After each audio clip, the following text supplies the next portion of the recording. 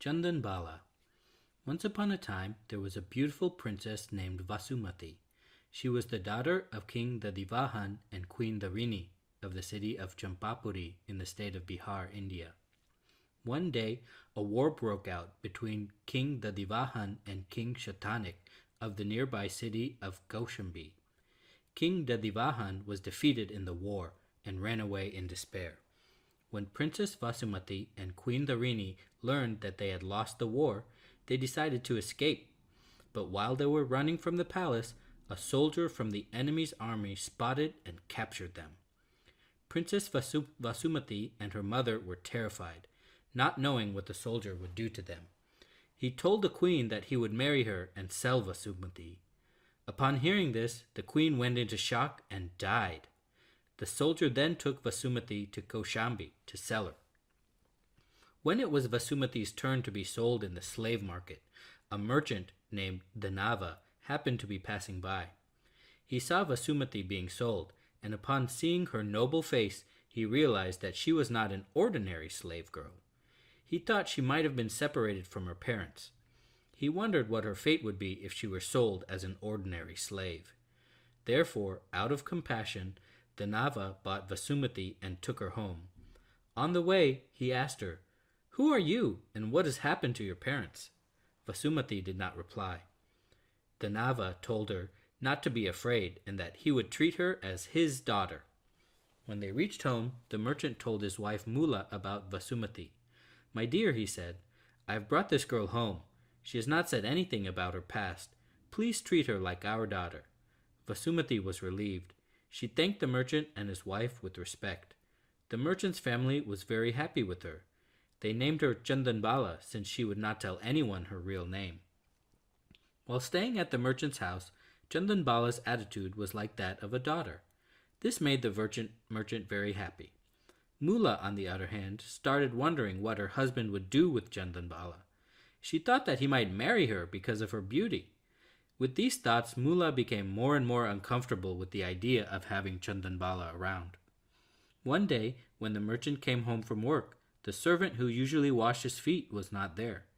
Chandanbala noticed this and was delighted to have her chance to wash his feet for all the fatherly love he had given her. While she was busy washing the merchant's feet, her hair slipped out of her hairpin. The merchant saw this and felt bad that her hair might get dirty, so he lifted her hair and clipped it back. Mula saw this and was outraged. She felt that her doubts about Chandanbala were true, and therefore she decided to get rid of Chandanbala as soon as possible. Soon, the Nava went on a 3-day business trip. His wife decided to use this opportunity to get rid of Chandanbala.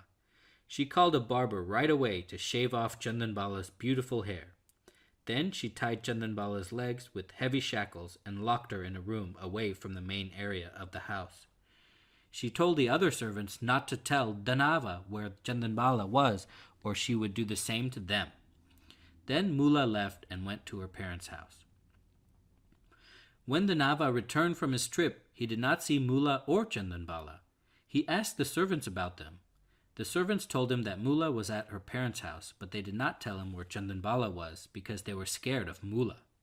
He asked the servants in a worried tone, "Where's my daughter, Chandanbala? Please speak up and tell the truth." Still, nobody said a word. The merchant felt very upset and did not know what to do. After a few minutes, an older servant thought, "I am an old woman and will soon die anyway. What is the worst thing Mula can do to me?" So, out of compassion for Chandanbala and sympathy for the merchant, she told him everything that Mula had done to Chandanbala. She took the merchant to the room where Chandanbala was locked up. The Nava unlocked the door and saw Chandanbala. Shocked, he said, "My dear daughter, I will get you out of here. You must be hungry. Let me find some food for you." He went to the kitchen to find food for her, but found no food except for some boiled lentils in a pan. The merchant took the pan of lentils to Chandanbala. He told her that he was going to get a blacksmith to cut the heavy shackles and left. Meanwhile, Chandanbala was thinking about how her life had changed. She started wondering how fate can change a person's life from riches to almost helplessness. Chandanbala decided that she would like to make an offering of food to a monk or nun before eating. She got up, walked to the door, and stood there with one foot outside and one inside the house. To her surprise, she saw Lord Mahavir walking towards her, and tears of happiness rolled down her face. She said, "O revered Lord, please accept this food."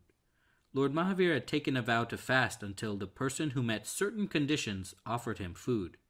His conditions were, the person offering the food should be a princess, should be bald, should be in shackles, should offer boiled lentils with one foot inside and the other foot outside the house, should have been fasting, should have tears in her eyes. Lord Mahavir looked at her and noticed that Chandanbala met all of his requirements. Mahavir Swami stepped forward to accept the alms because all of his conditions had been met. Chandanbala felt very happy to be able to offer the lentils to Lord Mahavir. As Lord Mahavir had fasted for 5 months and 25 days, heavenly beings celebrated the end of Lord Mahavir's fast. By magical power, Chandanbala's shackles broke, her hair grew back, and she was dressed as a princess. There was music and celebration that drew the attention of King Shatanik. He came to see Chandanbala with his family, ministers, and many other people. Sampul, a servant from her father's kingdom, recognized Chandanbala. He walked towards her, bowed, and broke out in tears. King Shatanik asked, "Why are you crying?" Sampul replied, "My lord, this is Vasumati, the princess of Champapuri, daughter of King Dadivahan and Queen Darini." The king and queen now recognized her and invited her to live with them. Later, when Lord Mahavir attained Kevalnyan, he re-established the fourfold order of the Jain Sangh. At that time, Chandanbala took Diksha and became the first nun, or Sadhvi. She became the head nun of the Jain order. Later on, she attained Kevalnyan and liberation from the cycle of life and death.